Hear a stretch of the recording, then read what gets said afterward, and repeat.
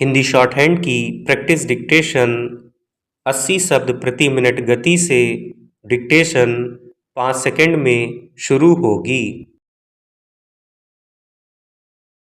Start.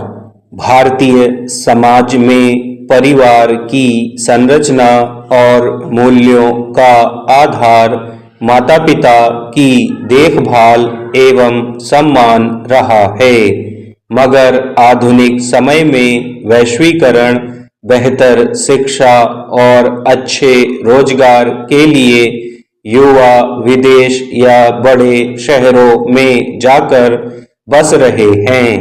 यह प्रवास अक्सर परिवारों में आर्थिक उन्नति तो लाता है, लेकिन कई मामलों में बुजुर्ग माता पिता अकेले पड़ जाते हैं। देखभाल और भावनात्मक समर्थन का अभाव तथा अकेलेपन से बुजुर्गों की मानसिक एवं शारीरिक स्थिति दयनीय हो जाती है। हाल ही में बजट सत्र के दौरान राज्यसभा में इस मुद्दे को गंभीरता से उठाया गया और विदेश जाने वाले युवाओं के लिए माता पिता की देखभाल सुनिश्चित करने वाले सख्त नियमों की मांग की गई। सुझाव दिया गया कि विदेश जाने से पहले युवाओं से एक हलफनामा लिया जाए, जिसमें वे अपनी आय का एक निश्चित हिस्सा माता पिता की देखभाल के लिए देने का वादा करें। साथ ही हर 6 महीने में माता पिता से संतुष्टि प्रमाण पत्र प्राप्त करना अनिवार्य हो, जिसमें बुजुर्ग पुष्टि करें कि उनकी देखभाल सही तरीके से हो रही है, उनके बच्चे नियमित संपर्क में हैं और आवश्यक सहायता मिल रही है। यदि ऐसा प्रमाण पत्र नहीं मिलता या शिकायत आती है, तो ऐसे युवाओं का पासपोर्ट रद्द किया जाए और उन्हें भारत वापस बुलाया जाए।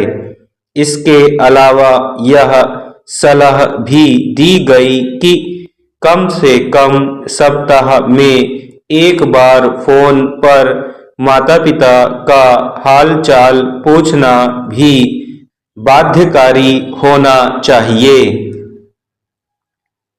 संसद में दिए गए ये सुझाव इसलिए महत्वपूर्ण हैं क्योंकि पिछले वर्ष 500 से अधिक ऐसे मामले सामने आए जहां विदेश में बसे बच्चों की ओर से उपेक्षा के कारण माता पिता की हालत बहुत खराब हो गई या उनकी मृत्यु हो गई और बच्चे अंतिम संस्कार के लिए भी नहीं लौटे।